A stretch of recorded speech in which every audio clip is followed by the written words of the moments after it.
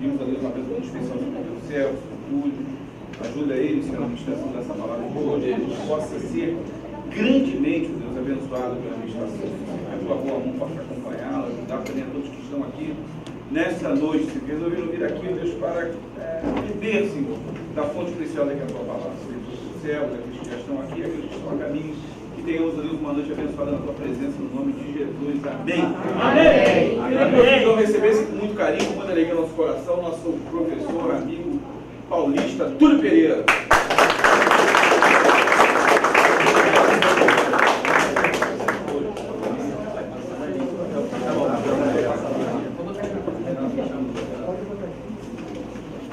A paz do Senhor a todos.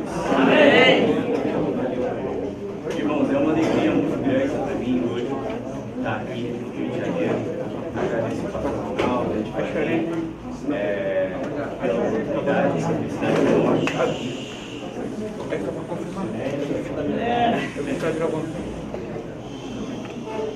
e também agradeço aos pastores lá de São Paulo, ao pastor da Bebete e ao Fabílio, sirvo a Deus junto com o pastor Henrique Bravo.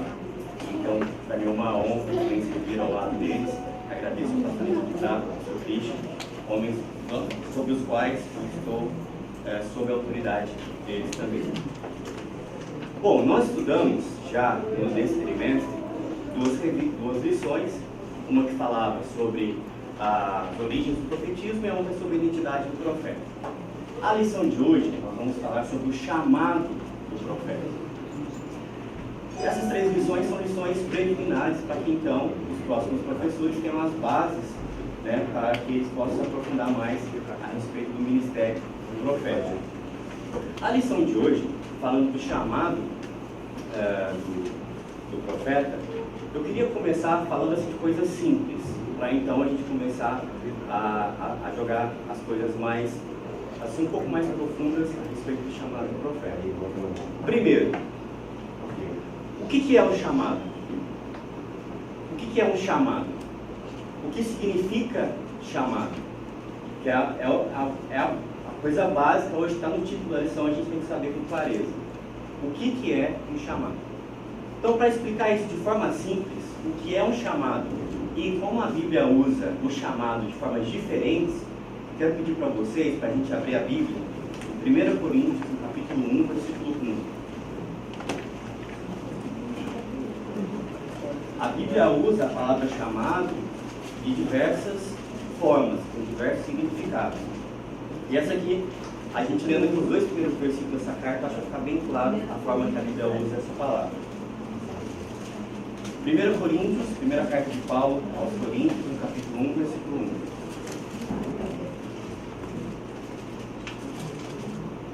1. Amém? Não achou? Olhem só o que diz a palavra do Senhor. Paulo, chamado pela vontade de Deus para ser apóstolo de Cristo Jesus, do irmão Sóstenes, à igreja de Deus que está em Corinto, aos santificados em Cristo Jesus, chamados para ser santos, com todos os que estão em todos os lugares e que invocam o nome do Senhor Jesus Cristo, Senhor deles e nós.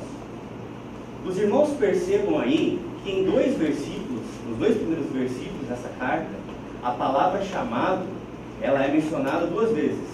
Primeiro Paulo fala, Paulo chamado para ser apóstolo. E depois ele diz, aos irmãos que estão em Corinto, chamados para ser santos. Eu pergunto para vocês, essa mesma palavra aqui, dita duas vezes, está com o mesmo significado? Não. Porque o chamado do apóstolo Paulo é um chamado específico. E o chamado aqui aos irmãos de Corinto é um chamado mais amplo. Então qual é a diferença entre esse chamado que o apóstolo Paulo fala aos irmãos de Corinto e ao chamado que ele fala que pela vontade de Deus ele foi separado para ser apóstolo? A diferença é que o chamado aqui aos irmãos de Corinto é um chamado mais amplo. E a Bíblia diz que todo aquele que ouve o Evangelho, se arrepende dos seus pecados e quem crê em Cristo como seu Salvador, é um chamado. Esse aqui é o chamado da igreja de Corinto, é o chamado amplo. E qual que é o chamado do apóstolo Paulo? Esse é um chamado mais restrito, é um chamado para uma missão. E esse é o sentido da aula de hoje. O chamado é o ato de Deus encarregar uma missão ao homem. Quando nós falamos do chamado amplo, é esse chamado que a igreja de Corinto era. Ela tinha todo aquele que ouve o Evangelho, se arrepende dos seus pecados e crê no Senhor Jesus. Quando nós falamos do chamado restrito, é o ato de Deus em encarregar um homem de uma missão. O que é interessante, eu acho aqui na lição também, a gente já fala do ministério profético, meu foco vai ser no ministério profético, mas a lição de hoje, em detrimento das anteriores, ela me dá alguma abertura a mais. Na última lição, por exemplo, a gente viu qual era a diferença do profeta para o rei e do sacerdote. Que o profeta, todo profeta era diretamente vocacionado, diretamente chamado. O rei, ele se tornava rei porque seu pai era rei. Então era por hereditário. O sacerdote também era da linhagem de Levi, também era hereditário. O profeta não, o profeta era chamado.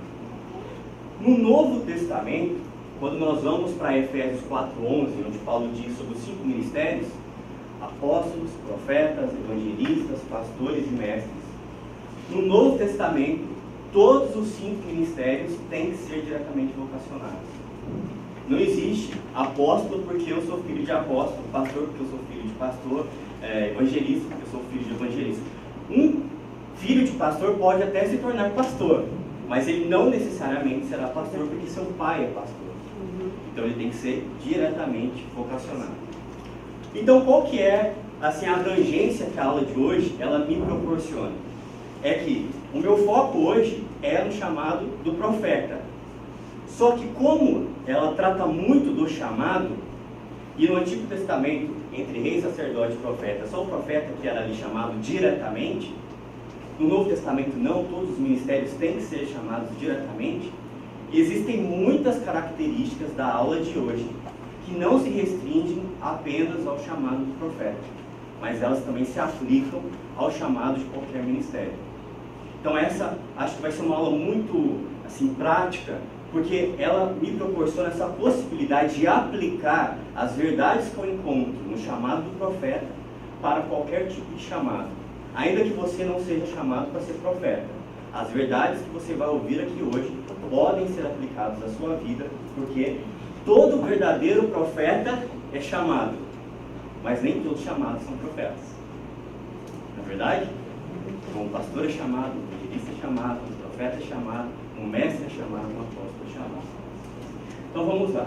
A lição de hoje, o pastor Jarmuth Jordão dividiu em 3 tópicos: a experiência do chamado, as objeções apresentadas e o terceiro, o propósito do chamado. Vamos para o primeiro tópico: a experiência do chamado. O pastor Jarmuth, no primeiro ponto, ele cita que o chamado de um profeta, ele é marcado por 2 coisas. Primeiro, uma experiência sobrenatural com o Senhor, uma visitação do Espírito Santo, e segundo, uma missão. E aqui ele faz questão de diferenciar uma coisa. Nem todo mundo que recebeu a visitação do Espírito Santo no Antigo Testamento se tornou profeta, porque a visitação por si só, ela não produz o chamado, mas é a soma dessa visitação do Espírito Santo mais uma ordem. Então ele cita 2 exemplos aqui, eu vou citá-los e aí a gente consegue adiantar. O primeiro exemplo, ele fala dos 70 anciãos do livro de Números, capítulo 11.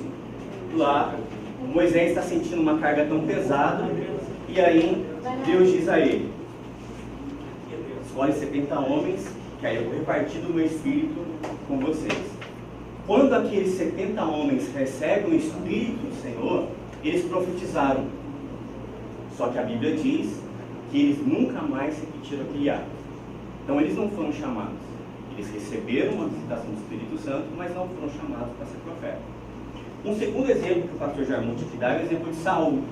Engraçado que Saul recebe um tipo de visitação 2 vezes na sua vida. Primeiro é quando ele é chamado, que o Samuel unge ele e fala para ele: saindo daqui você vai encontrar um homem em determinado lugar, depois vai encontrar com outro, depois você vai encontrar um grupo de profeta, lá o Espírito Santo vai se apossar de você e você vai se tornar um outro homem.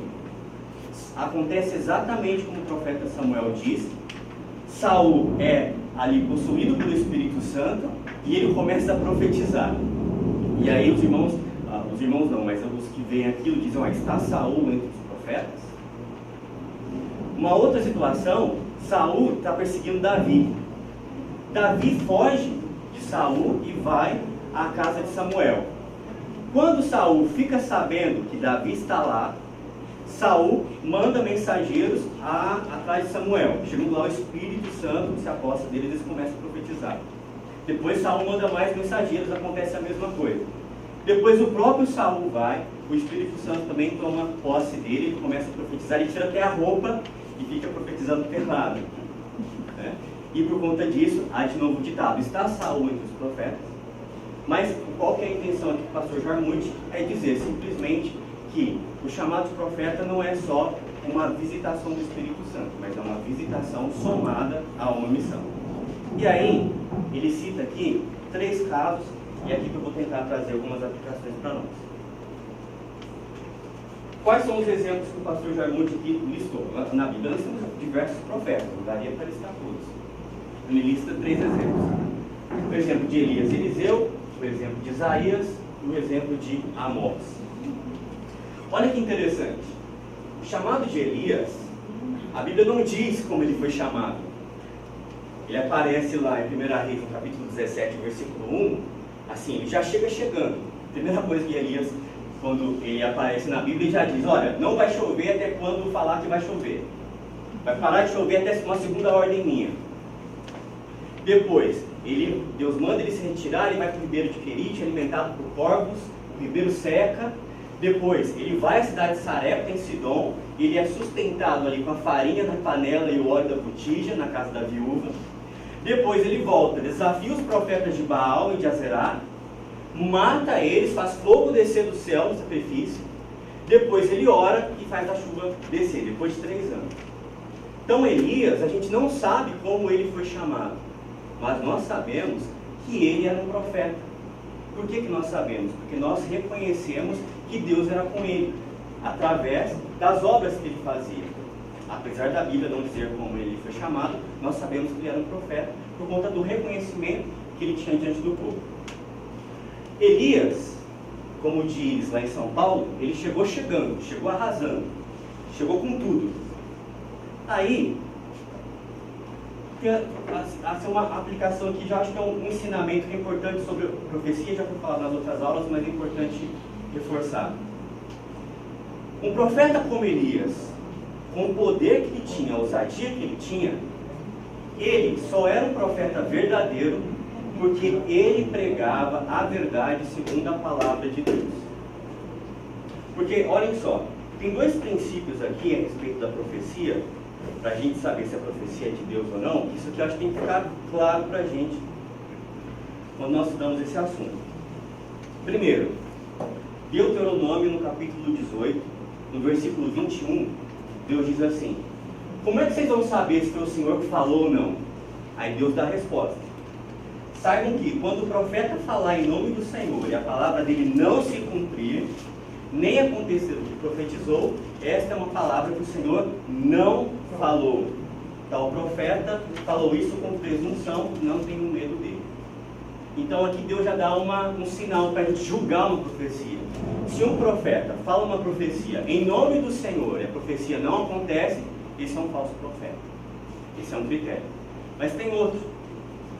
Se nós voltarmos aqui, no capítulo 13 de Deuteronômio, a partir do versículo 1, aqui diz assim: e se aparecer no meio de vocês um profeta ou um sonhador, e anunciar um sinal ou um prodígio, e acontecer esse sinal conforme ele falou, mas se ele disser agora, vamos adorar a outros deuses, deuses que vocês não conhecem, não deem ouvido às palavras desse profeta, o sonhador, porque o Senhor, seu Deus, está pondo vocês à prova.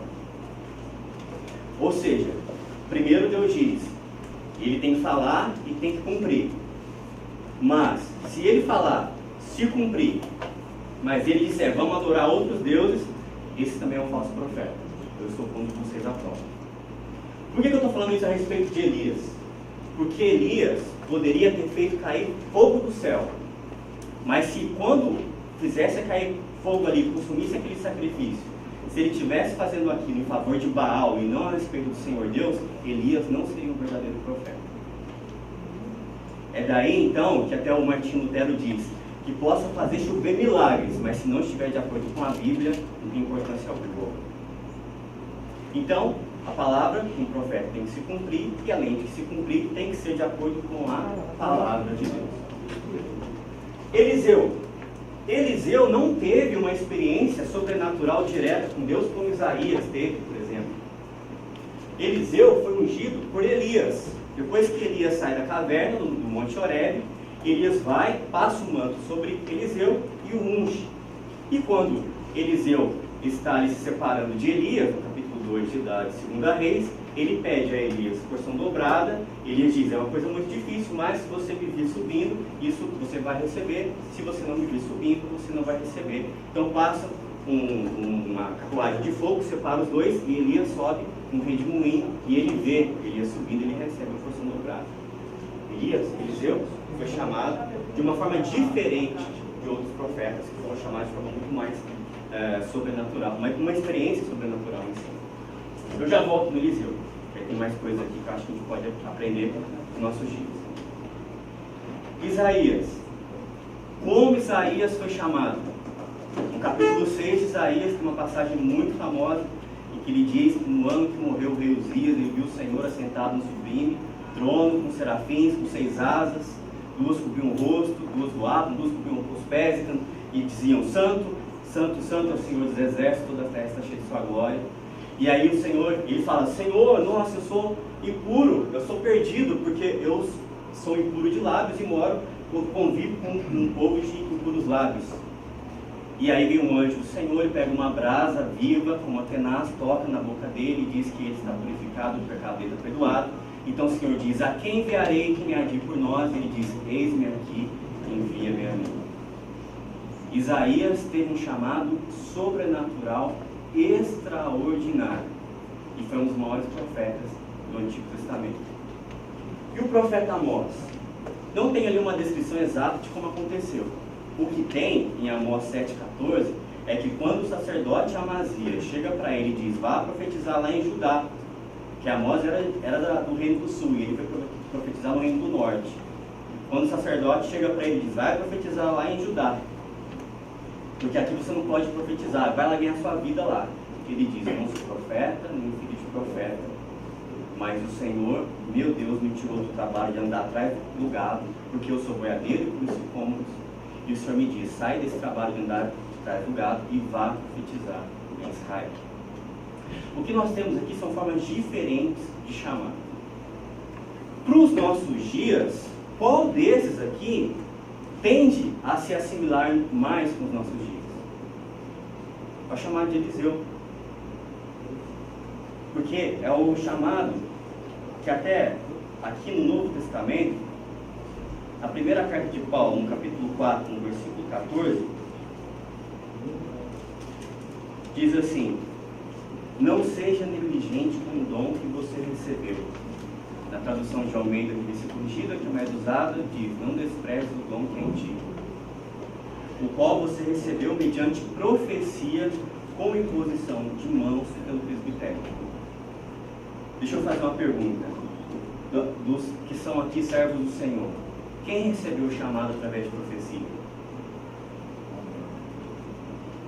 Eu também. Quem recebeu o chamado sem profecia nenhuma, por convicção direta do Espírito Santo? Aleluia. Agora, eu vou dar 2 testemunhos para vocês. De 2 pessoas que vocês conhecem muito. Uma que foi chamada por profecia e outra que foi chamada direto pelo Espírito Santo. Vocês verem como Deus ainda atua no nosso meio. Vocês já ouviram falar do chamado do Gunnar Wingren, ele mesmo relatando como foi o chamado dele? Gunnar Wingren foi um dos fundadores da Assembleia de Deus, Gunnar Wingren e Daniel Berg. Vocês já viram como é que ele fala do chamado dele? Aqui ninguém conhece a história dessa Assembleia, são poucos. Nós que somos de longe, eles já conhecemos. Agora, essa turma nova... Então hoje é uma oportunidade. Ele diz assim no seu livro, que se chama Diário de um Pioneiro, está lá no capítulo que se chama Escolhido por Deus. Gunnar Wing é sueco. E ele diz que desde a sua infância ele já sentia um ardor do Espírito Santo no coração dele. O pai do Gunnar Wing era dirigente de escola bíblica dominical. E com 9 anos de idade, ele diz que ele já sentiu o ardor de servir ao Senhor. E ele já reunia crianças para orar. Só que com 12 anos de idade, Gunnar Wing se desvia. E ele diz que ele caiu no pecado grandiosamente. Só que com 17 anos, ele volta aos caminhos do Senhor. Um ano depois, ele assume a dirigência da escola bíblica dominical no lugar do pai dele. Nesse período, depois que ele assume a escola bíblica, ele começa a participar de missões dentro da própria Suécia. Ele começa a ir em diversas províncias da Suécia pregar o Evangelho. Em 1903, mais de 100 anos atrás, ele diz que ele sentiu a febre pelos Estados Unidos, então ele foi para os Estados Unidos trabalhar. Nos Estados Unidos, ele é envolvido com igrejas pentecostais, se torna pastor lá. Ele participa de uma reunião com um irmão chamado Adolfo Undin. E o irmão Adolfo, em uma das reuniões de oração, ele diz que ele e o Daniel Berg deveriam vir para o Pará. Só que não fazia a mínima ideia onde ficava o Pará. Se eu já estou sentindo calor aqui no Rio, sou de São Paulo, imagina ele, sueco lá de Escandinávia, já é bem mais frio do que o Pará. Só que na época deles não tinha documentos. Porque falava assim, poxa, é que você tem que ir para o Pará. Mas Pará, onde fica Pará? E não tinha Google Maps. Então o que eles fizeram? Eles foram numa biblioteca, pegaram um mapa, até que descobriram que o Pará ficava no norte do Brasil. Então ele e Daniel Berg vieram para cá e fundaram a Assembleia de Deus, a igreja de qual hoje nós fazemos parte. Primeira missão apostólica da fé em 1911 e depois foi mudado para a Assembleia de Deus. Eu seria desse tempo não, né?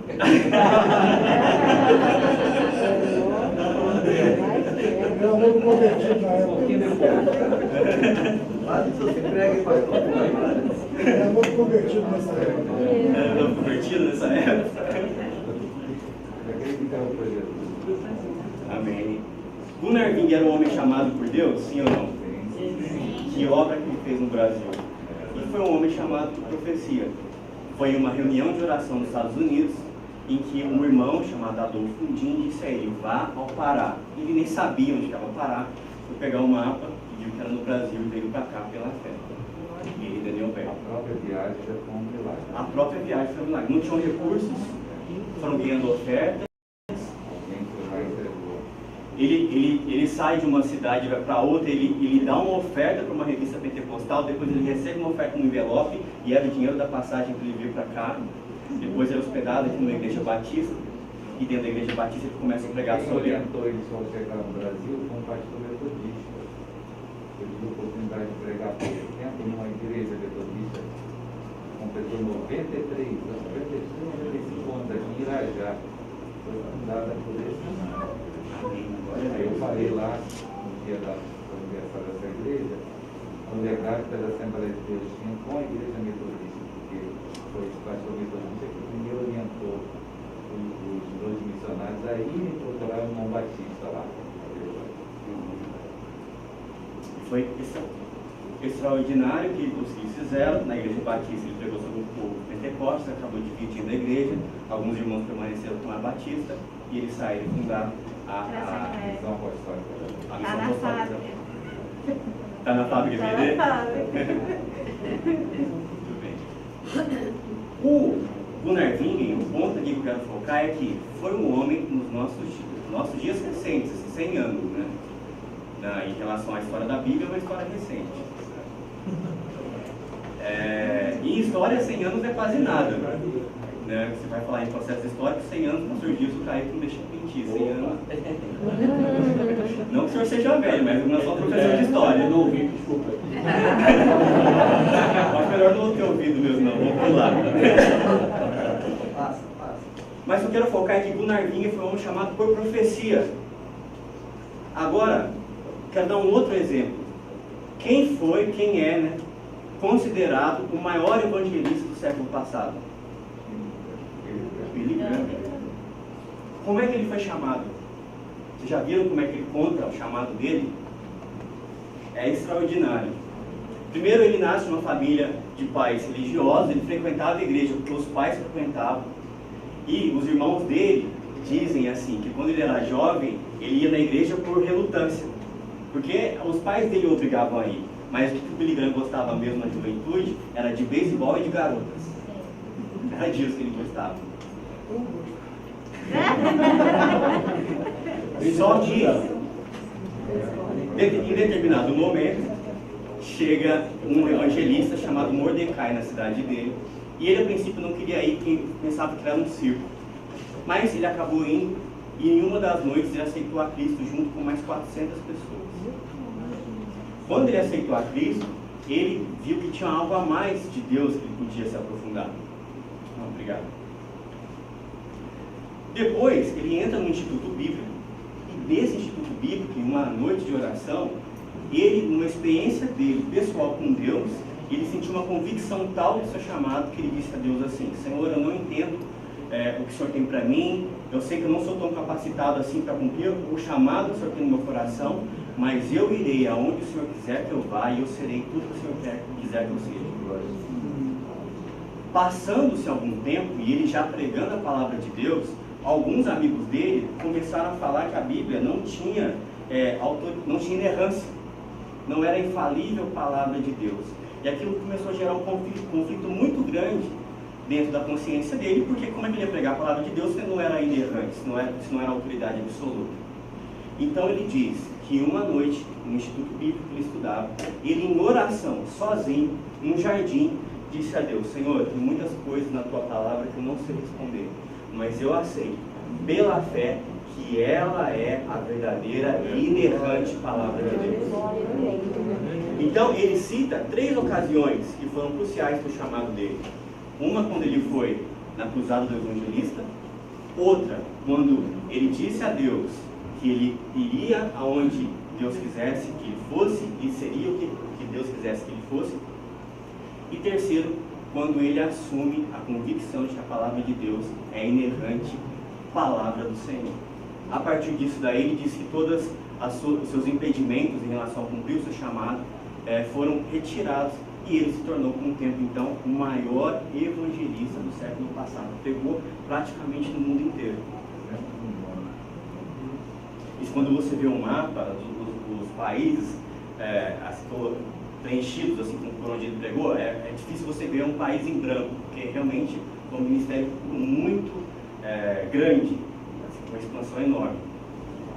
Billy Graham, o maior evangelista do século passado, não foi chamado por profecia, foi chamado por uma convicção direta do Espírito Santo em relação a ele.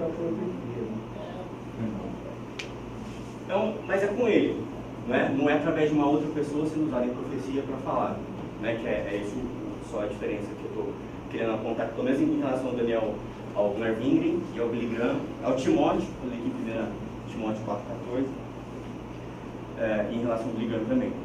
Tudo isso, então a gente consegue trazer algumas coisas que são práticas para a gente, antes da gente ir para a lição 2. Primeiro, tem uma característica que está em todos os chamados. O chamado de Deus não depende, para chamar um homem, não depende da capacidade humana, mas o chamado é uma escolha soberana de Deus. Vocês concordam com isso? Amém. O chamado de um homem não depende da sua capacidade, mas é uma escolha soberana de Deus. O que isso traz, então, de prático para a minha vida? Primeiro, já que o chamado é uma escolha soberana de Deus, eu não preciso tentar ser quem eu não sou. Quando João Batista, os irmãos falam para ele assim: João Batista, Jesus está pregando e está batizando. Ele fala: um homem só pode receber aquilo que do alto lhe for dado. É necessário que ele cresça e que eu diminua. João Batista, que era profeta, sabia que ele só era o que era porque Deus havia lhe dado um chamado. Ele não estava tentando ser quem ele não era. Uma metáfora, a igreja é comparada com um corpo. Imagina você se um fígado tem que fazer o trabalho de um rim, um coração tem que fazer um trabalho de um estômago, uma orelha tem que fazer o trabalho de uma boca. Não dá. Cada um tem que fazer o seu próprio trabalho. Se um fígado tentar fazer o trabalho de um rim, além dele se sobrecarregar e não conseguir fazer o papel, ainda vai danificar o corpo. Quer ver isso de uma forma prática, que até engraçada? É só você me dar o microfone e pedir para cantar. Vocês vão ver o reboliço que vai dar. Vai virar tudo. Os irmãos só vão ficar mais crentes. Vou te ajudar a trabalhar também. Porque eu não fui chamado para isso. Você tem noção, quando eu começo a cantar na minha casa, minha esposa já vai fechar a porta, se eu tô no quarto. Eu acho que isso é um sinal. Acredito. Hipocrisia, né? Eu não preciso nem de discernimento de espírito. Né? Cada outro. Exato. Mas o que eu estou falando é uma coisa fácil de identificar. Mas existem outras coisas que a gente também consegue identificar. Por exemplo, chamado para ser um professor. Se você não é vocacionado para ser um professor e quer atuar, o que acontece? Você, da mesma forma que um fígado fazendo o trabalho de um rim, você se sobrecarrega, você não faz o trabalho direito e o corpo todo é danificado. Então, quando você não é chamado, você não precisa tentar ser o que não é. E outras coisas também. Só que agora, vou dar 2 exemplos na Bíblia de pessoas que tentaram ser o que não eram. Primeiro, os filhos de Seva, lá em Éfeso, tentaram exorcizar um endemoniado, e aí o demônio diz para eles: olha, Paulo eu sei quem é, Jesus eu sei também quem é, e vocês quem são? Se a bossa deles dá uma pancada neles, eles saem fugidos todos pelados, né? E o nome do Senhor foi engrandecido por conta disso ainda. Mas eles o que? Eles tentaram ser o que eles não eram. Não eram chamados para aquilo. De ministério profético, olhem só. Jeremias capítulo 28 fala de Ananias. Jeremias nessa época estava andando com uma canga, um jugo nas costas. E ele dizia: submetam-se ao jugo da Babilônia, se entreguem a eles e vocês viverão. Ananias diz: eis que eu quebro o jugo da Babilônia. E Jeremias fala: ah, ok, se você prega isso, que se cumpra a sua palavra.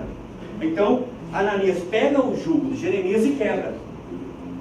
Jeremias fala, vem com a palavra do Senhor a Jeremias, e ele diz: você quebrou um jugo de madeira, mas nesse lugar dela Deus está colocando um jugo de ferro.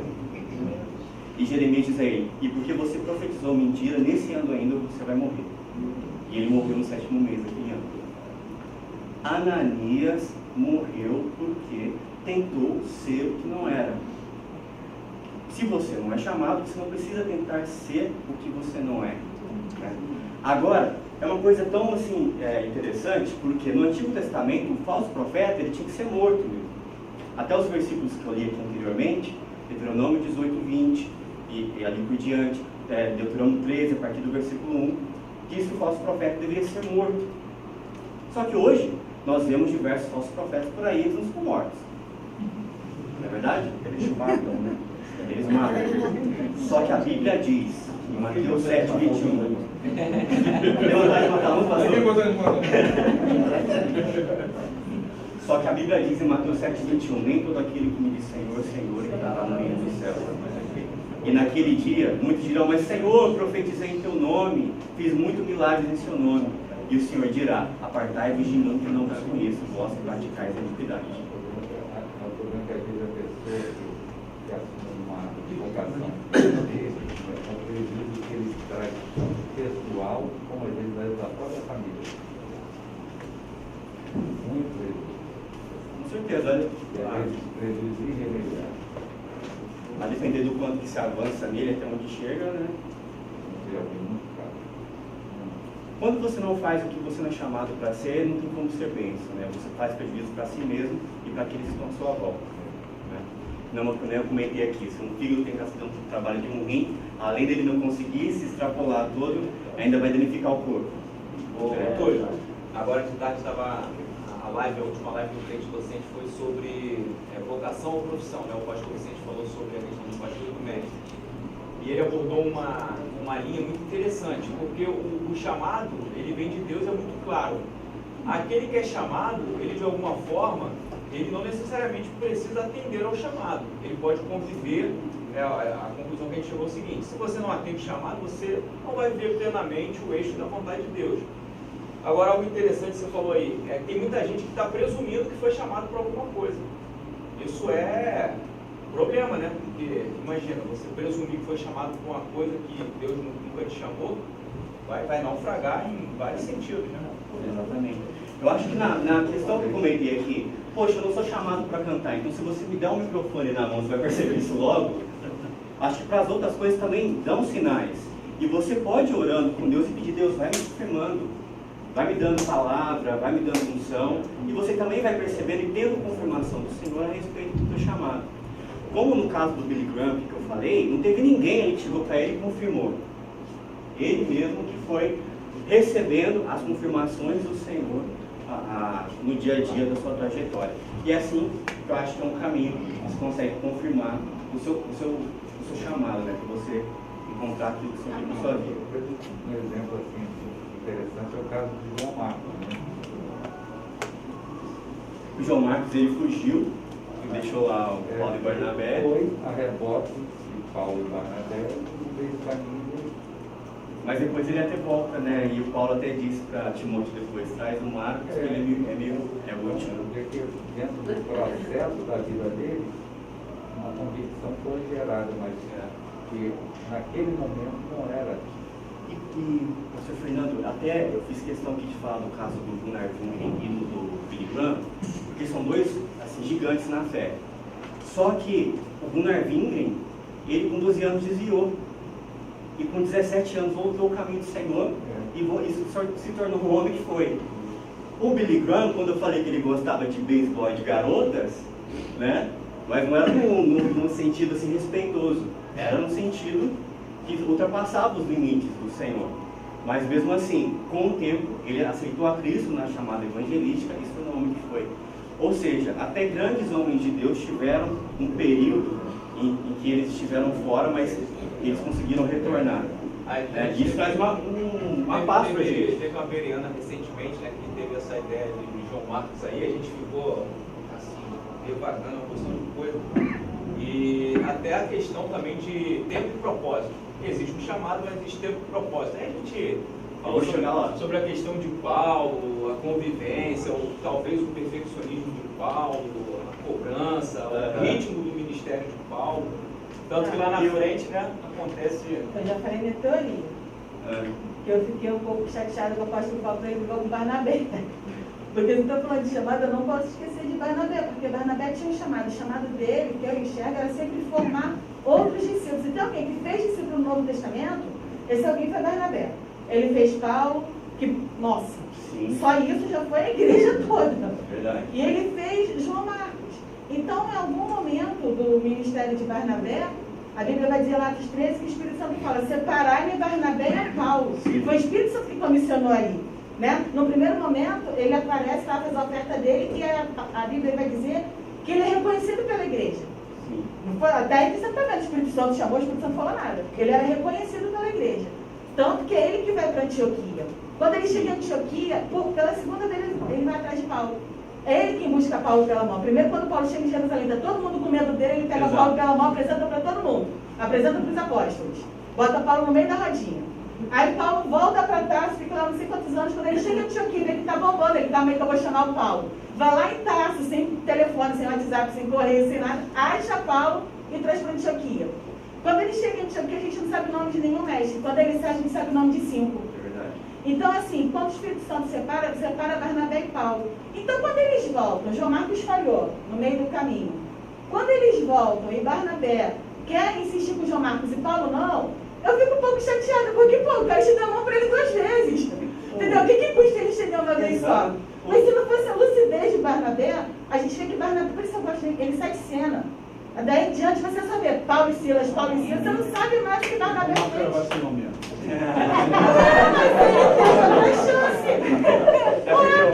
Era fácil. O Paulo também era. O Paulo não quis dar uma chance para o Barnabé, que ele também teve. E o Barnabé é sensacional, porque Barnabé é chamado.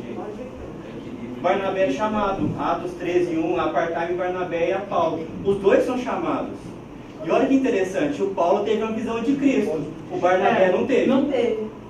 Não, Que alguém está falando aqui das diferentes eu acho chamadas. que a decisão de Barnabé foi acertada, entre aspas, porque no final, Paulo e João Marcos se reconciliam. Sim. Eu acho que João Marcos, só deixa de ser esse vacilão que ele é mesmo, foi pelo discipulado de Barnabé. Porque se o João Marcos continuasse sendo esse fujão, vacilão, esse cara que pesa na bola, a gente fala muito de Timóteo falando, de Paulo falando para Timóteo traz, mas por várias vezes. Você vai ver, se eu não me engano, em Gálatas, em Colossenses, não lembro agora, mas por umas 3 epístolas. Paulo, quando saúde os irmãos, eles falam, e saúde a vocês. Ele está, sei lá, está com esses nomes esquisitos, e Marcos que está comigo. E Marcos que está comigo. E Marcos que está comigo. Então Marcos passou a ser companheiro de viagem de Paulo. Não, ele teve um investimento, ele teve alguém que estendeu a mão para ele. O Barnabé conseguiu ver o que Paulo viu, só viu depois. Exatamente. E o Barnabé, para mim, é um exemplo de uma pessoa do Dinho, sabe? Porque ele é a pessoa que integra a pessoa de fora à igreja. E até aí foi contra o apóstolo Paulo para conseguir segurar Marcos. O que será que seria de Marcos e Barnabé?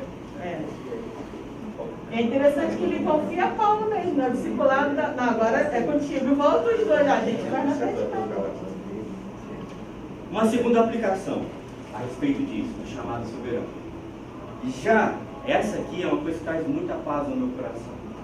Já que o chamado de Deus é uma escolha soberana, então ninguém pode tomar o teu lugar. Ninguém toma o teu lugar. Quando Miriam e Arão, eles começam a falar mal de Moisés, o Senhor pune os dois. Miriam ainda fica leprosa por 7 dias, mas ninguém toma o lugar de Moisés. Agora o caso que ainda me chama mais atenção e me dá mais paz é o caso de Davi. Porque quando o profeta Samuel foi na casa de Jessé ungir Davi, eles nem chamaram Davi. E aí passa o primeiro e Samuel diz, é esse. O Senhor, não é esse, porque eu não vejo como o homem vê. O homem vê a aparência, mas eu vejo o coração. Passa o segundo, também não é esse. O terceiro não é esse, passa todos. Se Samuel não é um profeta de Deus, ele fica, eu teria que ungir um desses aqui, mas como ele não recebeu a confirmação do Senhor, ele fala, acabou os jovens? É até uma confirmação de que era Davi mesmo que era para ser. E Jessé, não, tem mais um lá, que está apacentando as ovelhas. Então chama ele aqui, nós vamos ungir. Meu irmão, era Davi que ia ser ungido. E quando foram chamar ali as pessoas para a unção que ele ia receber, ele nem estava lá. Tinha outras pessoas lá que estavam brigando pela unção que ele ia receber. Mas como a escolha de Deus, o chamado, é um ato soberano, ninguém pode tomar o seu lugar. Ainda que você não esteja lá. Aí, Deus, cara, a mensagem direitinho. Vai virar o olho assim, essa aqui eu vou pegar.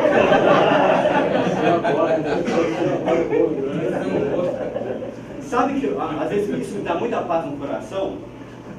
Porque assim, uma coisa que todo mundo sabe, que abre muitas portas, são a rede de contatos, nossos relacionamentos. Mas quando a pessoa não é chamada, ela pode ter relacionamento com quem for. Mas nem os seus relacionamentos substituem o chamado de Deus. Se Deus não chamar, não adianta. Davi não precisou ficar ali com seu pai, o chamado de Deus estava ali, separado para ele, ninguém tomava. Quer ver um outro? Essa rede de contato, duvido que alguém ia querer ter. José, invejado dos seus irmãos, primeira rede de contato deles, os ismaelitas. Depois Potifar, depois o carcereiro, depois o copeiro mor e o padeiro mor. E através do copeiro mor ele chega a Faraó. Você ia querer uma rede de relacionamento dessa? Ismaelita, Potifar, carcereiro e o copeiro mor. Eu tenho que anotar isso aqui.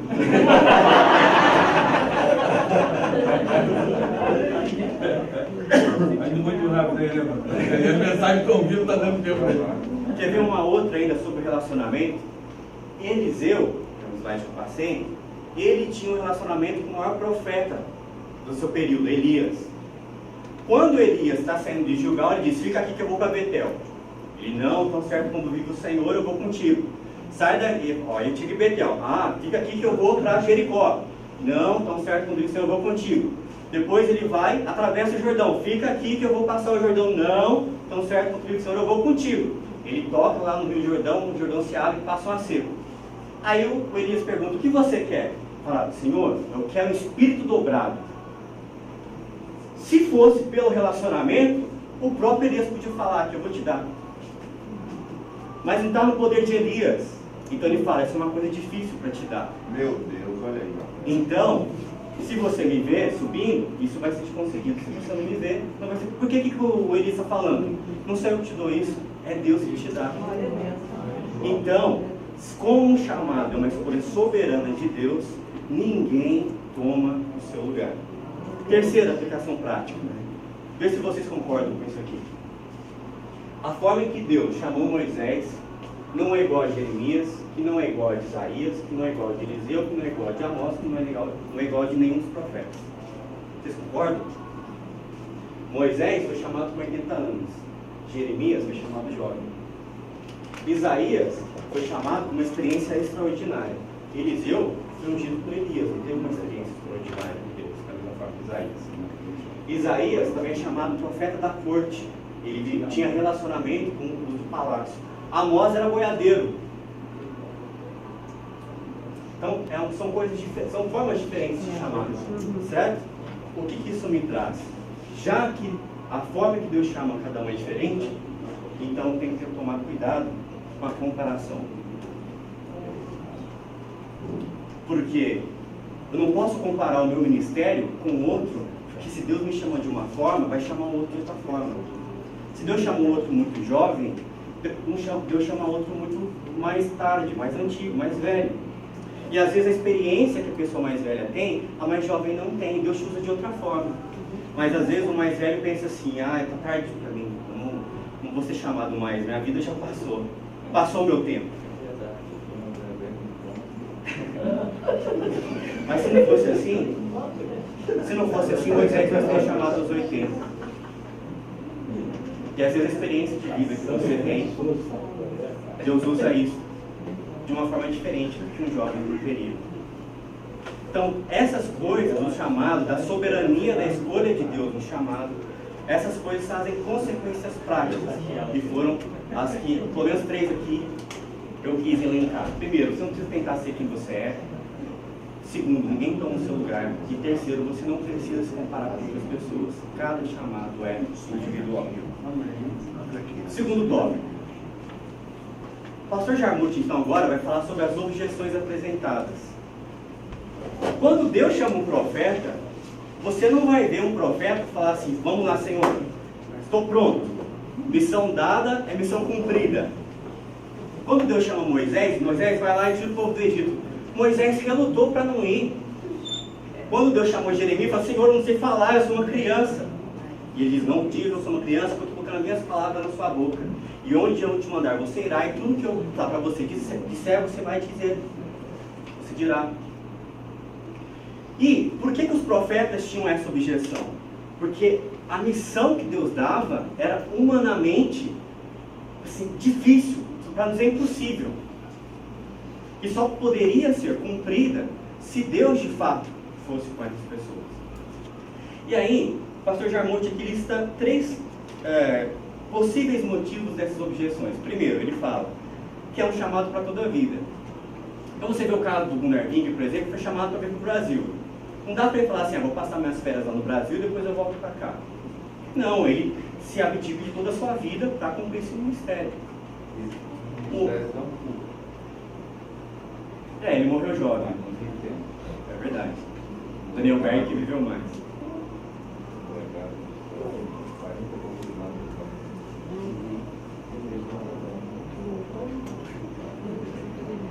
Segundo, um chamado que abarcava diversos aspectos da vida. Ou seja, toda coisa, tudo da sua vida é embarcado aqui. E ele diz, aqui no caso, no profeta Oséias, que eu já vou abordar aqui daqui a pouco. E terceiro, que esse que eu vou explorar um pouquinho mais, é o chamado que envolvia tarefas difíceis. Olhem só, Samuel, sacerdote Eli. Quando Samuel foi chamado, a primeira mensagem que Deus deu para Samuel é que ele iria acabar com a família de Eli, iria punir a família de Eli, por conta de todos os pecados da sua família, e que Eli não repreendeu seus filhos. Samuel fica com medo de dar essa mensagem para Eli. No outro dia ele pergunta para ele, fala, me diga tudo, não me esconda nada. Samuel diz a ele, e aí então Samuel começa o seu ministério. Nós, às vezes nós temos, assim, nós medimos as palavras para falar uma mensagem ruim para qualquer pessoa. Um profeta, a primeira mensagem que ele recebeu foi uma mensagem de punição de Deus ao sacerdote, uma tarefa difícil. Túlio, desculpa. Quando se tem uma mensagem dura para entregar a alguém e você não é comissionado para dar essa mensagem, pode acontecer o que acontece com fazer um paralelo aqui com Aimais, inclusive. Quando Absalão morre, né? Aí Joabe fala, vai lá, fala para o etíope, vai lá e dá notícia para o rei. Porque o rei, o Joabe tinha medo do que Davi pudesse. Conhecia, sabia que Davi amava Absalão, então Davi ia ficar louco. Né? Aí o tal do Aimais sai correndo na frente, né? Chega lá e Davi, e aí? Olha, mensagem do puxa-saco. Né? Todos aqueles que tentaram contra ti, né? Deus. Aí, não, tudo bem, mas eu quero saber como vai o Joabe de Absalão. É isso que eu quero saber. Eu vi um barulho aí, uns vulco aí, um tal, mas não sei. Olha o que Davi fala para ele. Fica aí de lado e espera. Gente, vê se isso não tem a ver com aquele que quer entregar a mensagem de Deus. Não comissiona. Meu irmão, tipo assim, você tinha uma coisa importante para fazer. Como você não fez aquilo que era devido, fica aí do lado e espera. Cara, vai durar essa mensagem também.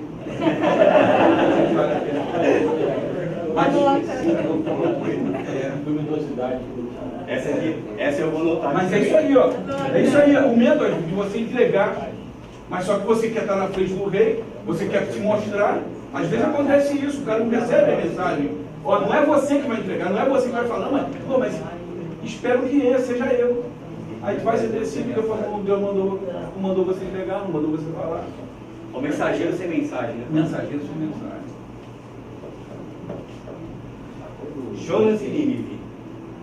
Por que Jonas, ele diz que ele fugiu para Tarsis ao invés de ir em Nínive? Ele diz lá porque Deus era tardio em irar-se, Deus teria misericórdia do povo. Ia pegar e Deus iria ali mudar a situação se ele se arrependesse. Se fosse eu não iria fugir por causa disso. Eu iria fugir porque quem eram os ninivitas? Porque os ninivitas, ali, eles eram cruéis, eles eram conhecidos que quando eles iam atacar uma outra nação, cortavam a cabeça deles e voltavam com a cabeça dos inimigos para a cidade. É para a crueldade deles. É como se Deus falasse assim para a gente hoje, sai daqui e vai pegar lá no Afeganistão com o Talibã. Você ia? Não foi Deus que falou.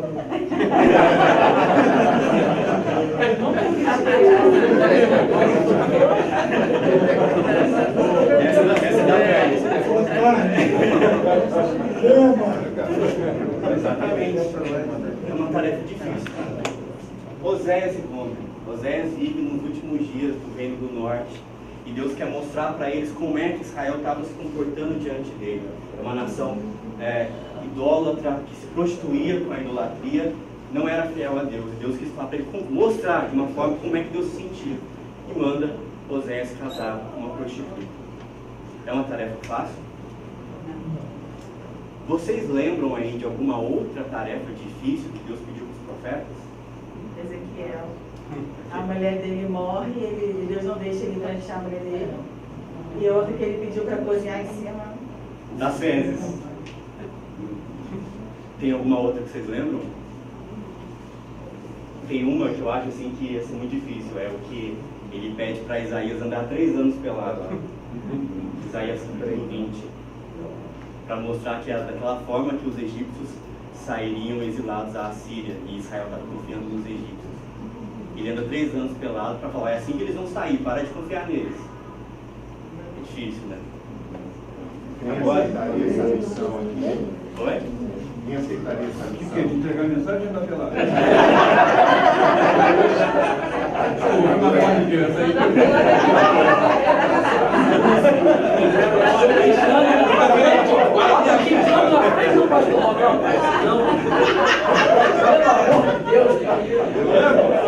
Hoje eu me sinto muito ele falou mesmo.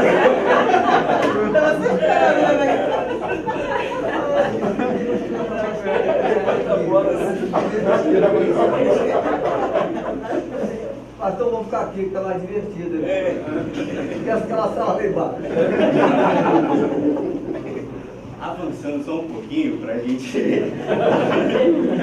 seguir, e eu também fazer algumas explicações do capítulo 2. O pastor Jarmuth traz uma coisa muito interessante.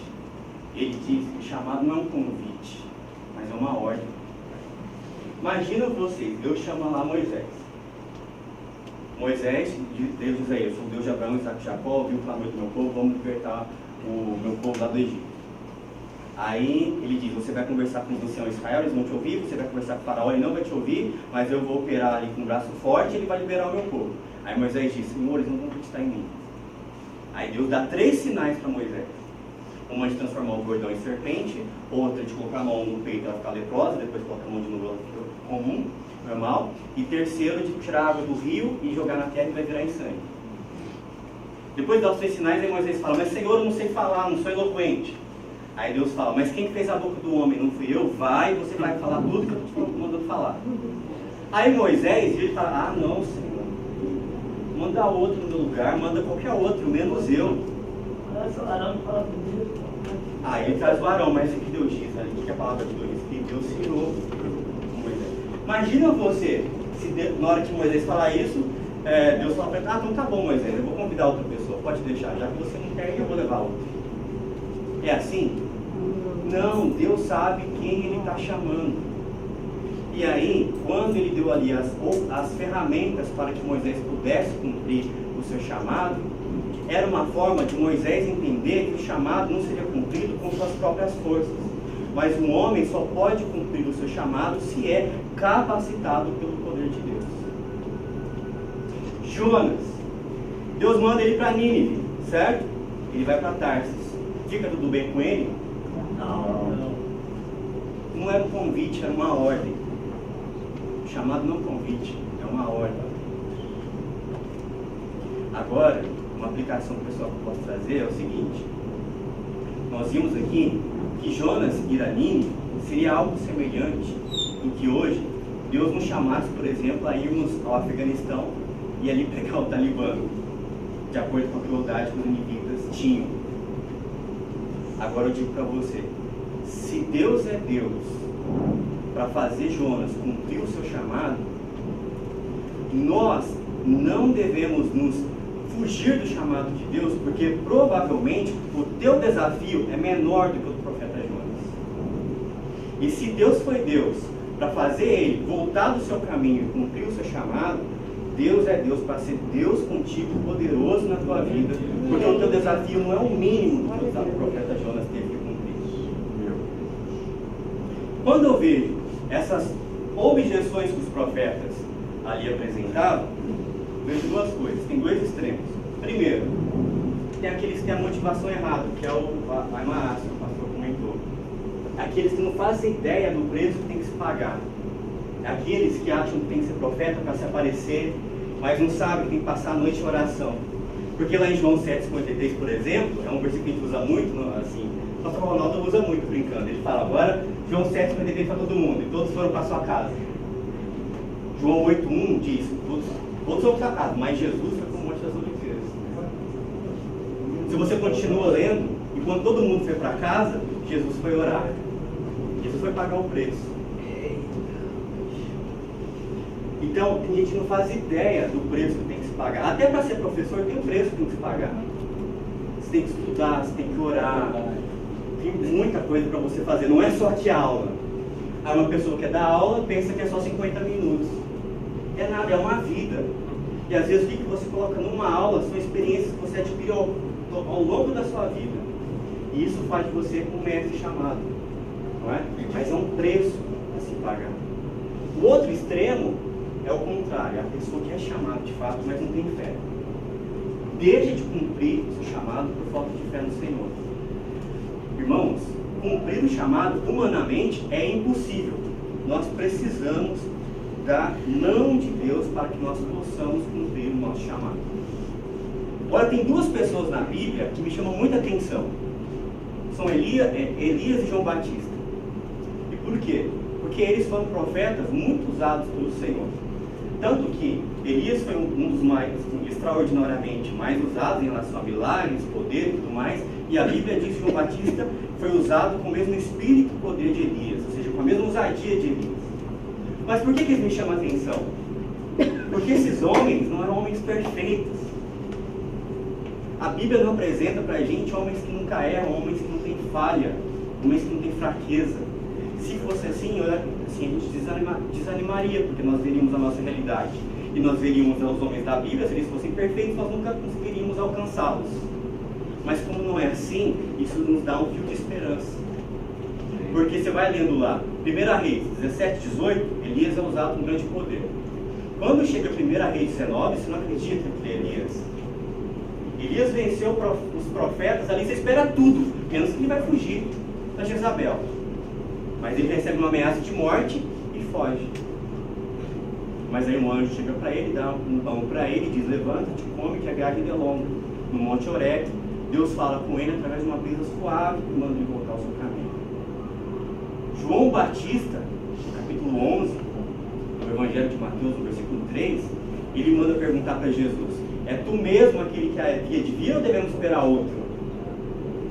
O que será que passou na cabeça de João Batista? Não dá para a gente saber porque a Bíblia não diz. Mas, no mínimo, com essa pergunta, dá para a gente afirmar com segurança que ele tinha alguma expectativa diferente do que Jesus faria a respeito dele, que Jesus não estava fazendo. Alguma dúvida ele tinha. Eu conheço o contexto histórico do que ele esperava do Messias. Passa a ser que a fragilidade do momento que ele vivia. Exato. E aí o que isso me traz de paz? Porque é o seguinte, nós, falando no meu caso, eu não sou o mínimo de que Elias e João Batista foram. Mas, se homens de Deus da estatura deles tiveram conflitos, até profetas, até grandes profetas têm conflitos, isso me traz uma paz, porque quando eu tenho conflito, eu vejo que não sou o único. E eu vejo que, assim como Deus respondeu às dúvidas dele, Deus pode responder às minhas também. E assim como Deus disse para Elias: volta para o teu caminho, porque ainda é longa a tua jornada. Ou quando Jesus responde para ele: olha, veja que os cegos estão vendo, os coxos estão andando, os leprosos estão sendo purificados, os mortos estão sendo ressuscitados, o evangelho está sendo pregado aos pobres, e bem-aventurado aquele que não se escandaliza por causa de mim. O que Jesus está dizendo? Ainda que você não entenda, confie em mim que eu estou no controle. Então eu creio, isso me traz uma paz, que se isso aconteceu com Elias e com João Batista, grandes homens na fé, todas as vezes que eu me sinto também não entendendo o que está acontecendo, ou tenho uma dificuldade, ou uma coisa que venha contra mim, como foi o caso de Jezabel a Elias, eu não esperava, eu vejo que se isso aconteceu com eles, pode acontecer comigo, assim como Deus respondeu a eles, Deus pode me responder também. Amém? Último tópico. Arthur, posso fazer uma coisa rapidinho? Você está falando, eu estou lembrando de novo que eu gosto de falar. E aí você está falando de João, e de João também, que as nossas, quer dizer, o que a gente tem de defeitos, quando a gente realmente se propõe a aceitar o chamado, como no caso de Paulo e de João, Deus insiste com a gente, Deus insiste com quem ele chama, como você citou em Moisés, Jeremias, enfim. Paulo recebe uma revelação e a Bíblia diz que ele recebeu um espinho na carne, ele tinha um conflito, para que ele não se engrandecesse por conta do peso da revelação. Isso eu acho que tinha muito a ver com quem Paulo era. Mas mesmo assim ele recebe uma revelação tão grande e Deus confia essa revelação só ele. João recebe o Apocalipse, em nenhum momento você vê João em conflito por conta da revelação que ele recebeu. Recebe uma revelação, não sei se maior, se menor, a gente não sabe a revelação de Paulo. Mas em nenhum momento você vê Deus tendo que tratar com João, como ele tratou com Paulo, por conta do peso da revelação. Então assim, o fato de Paulo precisar de alguém ali para ele não se achar, não impediu que ele recebesse a revelação que Deus deu para ele. E pelo contrário, né? É ele sendo fraco que ele se tornou um vaso. Ainda deixa essa lição aí pra gente. Exato, porque é ele sendo fraco que Deus fala: meu poder se aperfeiçoa na sua fraqueza. Porque é exatamente isso, a gente só cumpre o nosso chamado com a mão de Deus por nós mesmos. Diz a tradição, a história que João é exilado em Patmos depois de ser salvo milagrosamente de um caldeirão com óleo fervendo. Depois de eu ser tirado de um caldeirão de óleo fervendo, eu vou questionar alguma coisa. Eu acho que não. O senhor me entregou, é isso mesmo, é isso mesmo. Assim lá embaixo.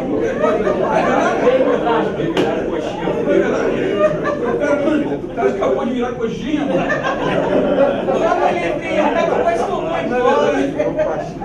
Vamos ele vir aí. É verdade.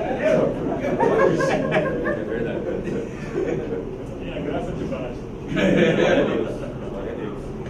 Eu acho interessante também, professor, que lá em Atos vai dizer que quando quando Saulo, né, ele é escolhido, ali a palavra vai dizer que ele foi o vaso escolhido para padecer pelo nome do Senhor. Sim. Né? E Deus, ele conhecia a estrutura daquele homem, né? Assim como ele conhece dos outros profetas. Então eu acho que ele condiciona os acontecimentos para a pessoa mediante a estrutura da pessoa. Tanto é que Paulo, ele vai ser assim, um evangelista extraordinário, porque Deus, ele conhecia a capacidade dele, a estrutura dele. Isso aí é muito... E o que eu acho de Paulo assim, também muito interessante nisso, que o senhor comentou, é que assim, Paulo sendo quem foi, sofrendo o que ele sofreu, por exemplo, eu não conheço ninguém até hoje que tenha sofrido tanto quanto Paulo por pregar o Evangelho. A estrutura dele. Então Deus, quando escolheu aquele homem justamente para ser o apóstolo dos gentios, nos deu um modelo excelente. Então, por exemplo, se hoje eu estou vivendo um tempo de pandemia e eu quero pregar esperança para esse tempo, se eu tivesse um apóstolo Paulo que não tivesse sofrido, talvez eu não teria fonte para pregar uma esperança para um cristão hoje. Referência. Não teria uma referência. Mas quando eu vejo Paulo sofrendo o que ele sofreu, eu vejo tudo o que ele fez para ele ter esperança. Por exemplo, eu vejo hoje na pandemia as pessoas antecipando o sofrimento. Às vezes está preocupado com coisas que nem aconteceram. Mas o que o Paulo fazia? O Paulo ele não antecipava o sofrimento, ele estava sofrendo de fato, ele apanhava de fato, ele era preso de fato. Mas o que ele antecipava? Ele antecipava a alegria da glória. Porque ele dizia assim: eu tenho por mim por certo que as tribulações do tempo presente não vão se comparar com a glória que em nós há de ser revelada. Não é? Então, o que ele faz? Ele mesmo sofrendo, ele antecipa a alegria. Se eu tenho um Paulo, e Jesus foi muito sábio em escolher Paulo do jeito que ele foi, hoje eu tenho condição de pregar esperança em qualquer tempo. Porque eu tenho um homem que me ensinou a viver bem em todo o tempo. E ele diz: eu posso tudo naquele que me fortalece. Né? E pregando apropriadamente esse texto. Filipenses 4:13. Então é muito. A chamada de Paulo é extraordinária mesmo, e foi de fato um modelo ímpar. E a chamada de Ananias que vai questionar Deus com relação a Paulo, ser o que ele era. Eu também fugiria, eu não julgo ele não. Ó, eu acho que o de Ananias era menos pior do que o do Jonas. Mas só de falar, pô, vai lá pregar lá pro traficante do PCC. Eu falo, Senhor, eu falo que nem Moisés, manda outro, Senhor, menos eu. A não ser, mas esse Deus me chamou, aí eu creio sim que, sem brincadeira agora, que aí você confiando em Deus, você é capaz de fazer tudo aquilo que o Senhor te comissionou para fazer. Não que seja fácil, a gente apresenta objeções, que nem a gente viu no tópico 2, mas Deus nos capacita. Irmão, indo para o tópico 3 para concluir. O pastor Jarmuth fala do propósito do chamado. Então ele dá aqui 3 propósitos, né? Exemplifica. Chamado para repreender, chamado para proferir sentença e chamado para interceder. Os profetas em si, eles não são chamados só para predizer o futuro. Essas aqui são uma das coisas que eles faziam.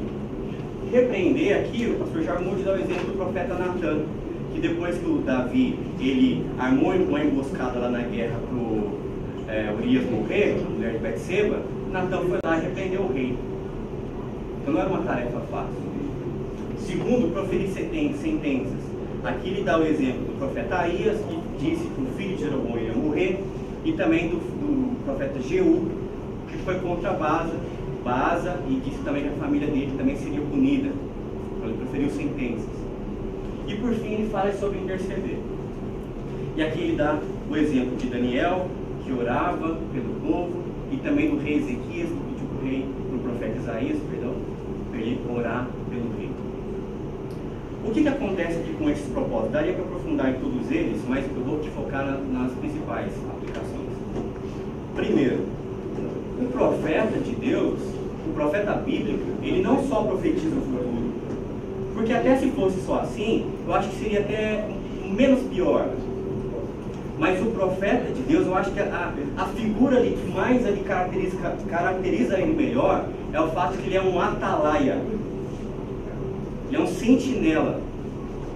Ele fica de vigia. E ele olha a conduta do povo e ele recebe a mensagem de Deus toda vez que a conduta do povo sai aqui da palavra do Senhor.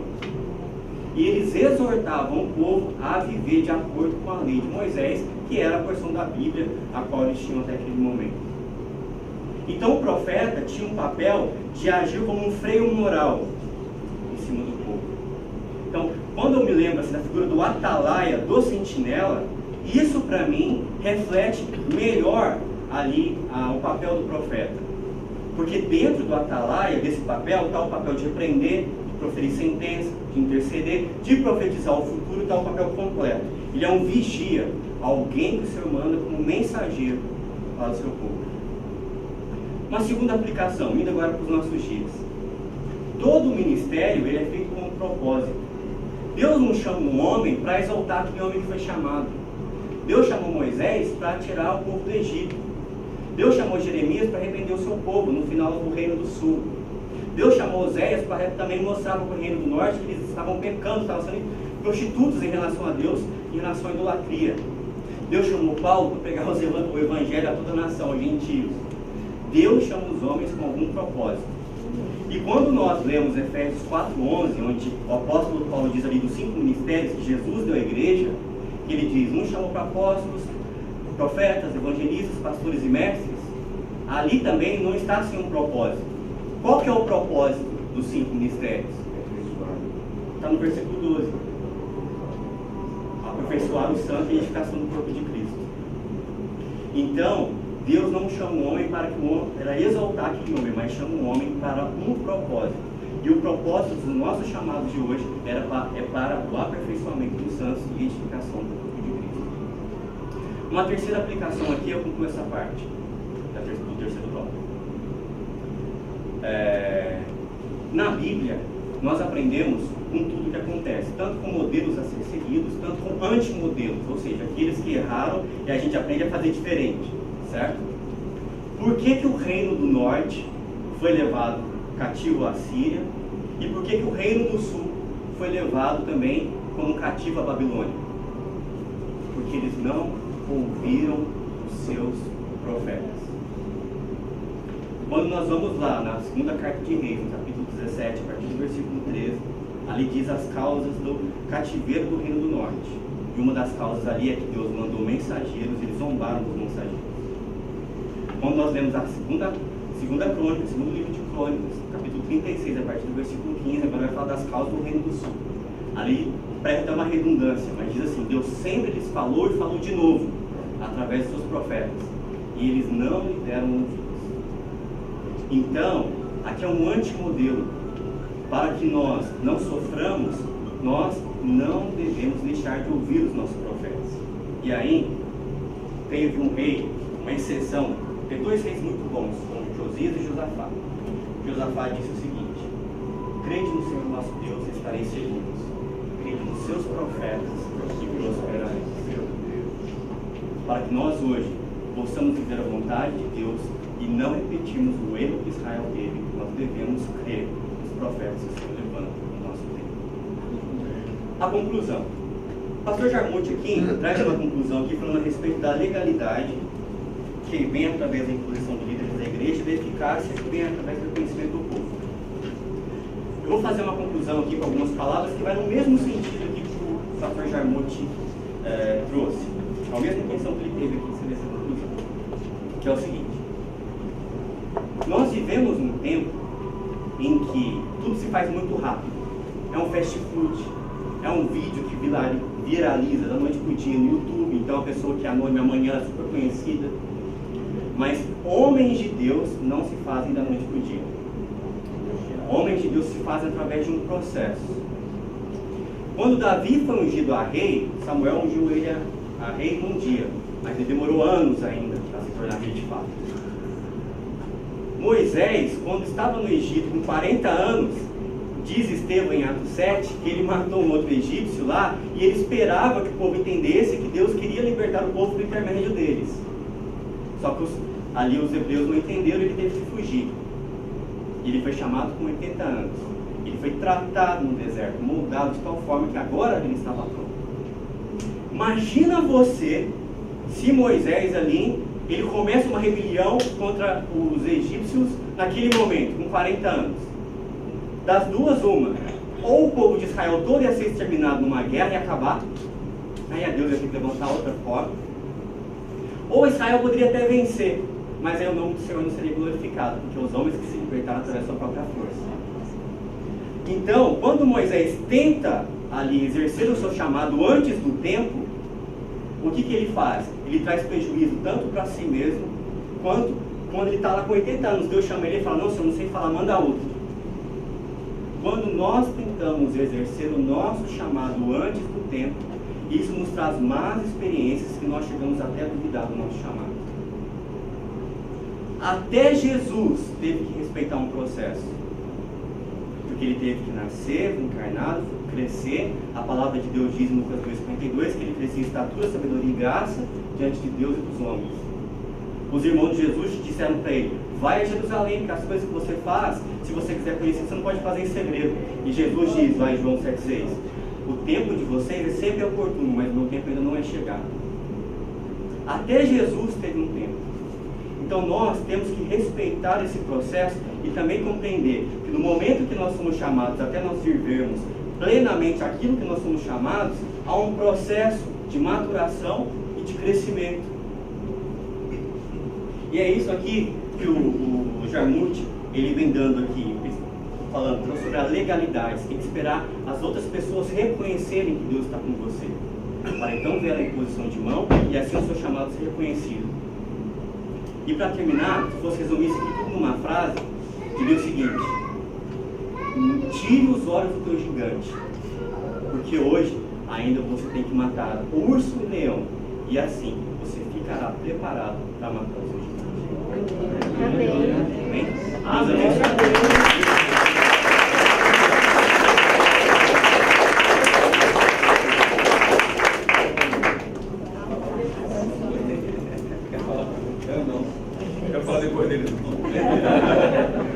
Querido, como eu disse para vocês, alguns viram o convite que coloquei lá nos grupos de escola americana e tal. Eu considero um dos melhores professores aqui do nosso quadro. Glória a Deus por isso. A gente está preocupado na nossa escola bíblica sempre, né, levantar pessoas capacitadas, homens e mulheres de Deus aptos para ensinar.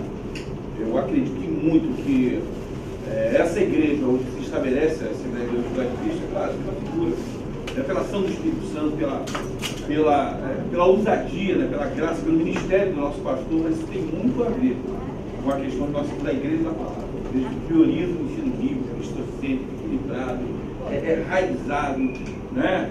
Eu só tenho que louvar a Deus pela vida do Túlio, né? Desses amigos que nós fizemos agora há pouco tempo, mas parece que a gente tem anos que se conhece. O Túlio é um amigo querido, não é algo que a gente tem proximidade física, mas a gente praticamente todo dia. Ele é o jovem aí na passagem. Deve ter sido meu filho. O Vaninha é meu filho, o pessoal da juventude, o Vaninha é meu filho. Orgulho também. O pessoal diz até aparência, não tem, não. O Vaninha agora é fitness também, um cara que gosta. Mas, Túlio, Deus te abençoe, cara. Muito obrigado. Eu sei que tudo se o amor de Deus sobre a sua vida, mas como o Romanos 2,7 que gosta de dizer, se é ensino, haja dedicação. Isso, como ele falou, é fruto de dedicação, de estudo. Né? Deus abençoe a sua vida, tudo, né? Que você continue sendo bênção para a igreja de Deus, né? Para o povo de Deus, para o corpo de Cristo aqui na terra. É um prazer enorme tê-lo aqui. Quero mais uma vez pedir perdão das coisas todas aqui, mas a igreja aqui é de velho que vai poder ser bandidinho, né? Não pode mudar, então. Só quem teve até, eu imagino, deve ter gente que deve ter vindo e voltado, porque não viu nada e tal, não entendeu, faz de novo, não queria. Né? Depois vai ter que transmitir isso aqui, dar um transtornozinho, mas tem certeza. E quem assistiu aqui e quem assistiu depois no online vai ser grandemente abençoado pela sua administração. Estava ali bebendo, cada um com a sua maneira, né? Imaginando, se a Adriana estivesse aqui, estava explodindo aqui, né? Se a Renata estava aqui, tinha trazido Renata também traz algumas coisas sempre fantásticas, assim, caraca, cada um precisa fazer aquilo. Então, cada um que ministrasse aqui mais tudo, e como você trazer uma mensagem fantástica, rapaz. E quantos estão felizes por isso aqui? Pastor, Oi. uma coisa interessante de falar é que o pessoal que usufrui do material da fábrica é que o Túlio é a porta de entrada disso, que se o Túlio não colocar o material lá, vocês não usufruem disso. Na verdade, toda a parte interface, toda a parte gráfica, toda a parte visual da fábrica foi criada por ele. Eu ensinei ele a fazer.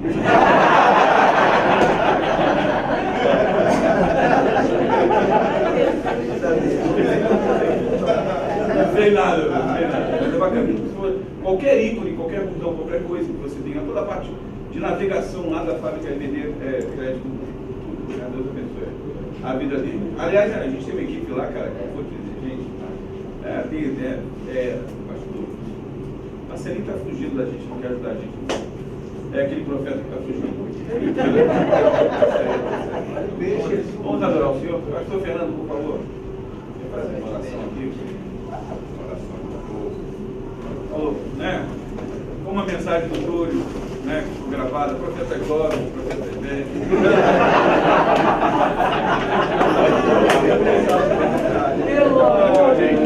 O profeta implicando também no nosso meio, Deus.